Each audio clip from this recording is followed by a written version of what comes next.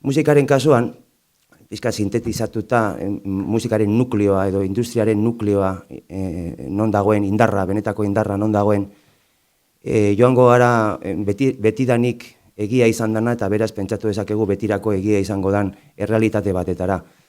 Artista handi bat eta kantu eder bat. Elkarrekin hori da industria, musikalaren atomoa. Hori industria dator azken finean guzti hori katalizatzera, sinergiak gehitzera, eta promozioaren bidez, nolabait ere, produkto deitzen dugun mundu horretan desarrollo garapen handi bat egitera. Internetek argitu digu bide bat.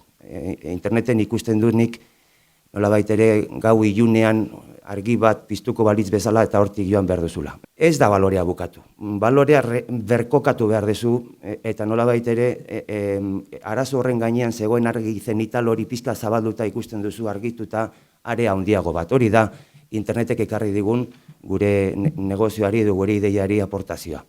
Alegia, merkatu diskografiko fisikoa jaitsi denean eta merkatu diskografiko fisikoan dauden margenak, nolabait ere industria oso bati eusteko, badirudia agertu direla modu natural batean, beste area batzuk, aportazio txiki batzuk ekartzen dituztenak, negozio orokorrari, baina batez ere aportatzen dutenak koipea negozioari, alegia, promozioa. Promozionatzen dana ez da diskoa, ez da kontzertu bat, ez da kamiseta bat, ez da t-shirt, ez da gorra bat, promozionatzen dena da ideia artista bat, eta sare horretan dauden elementu guztiak, nodulo guztiak, eraberean potentziatzen dira. Nolabait ere, momentu honetan gaude garai sistemiko batean, sistema batean bizi gara, leheno berbada partzelatuago zan dana eta guk kontentatzen ginen, nolabait ere disko bat eta disko horren atentzioarekin bizi ginen.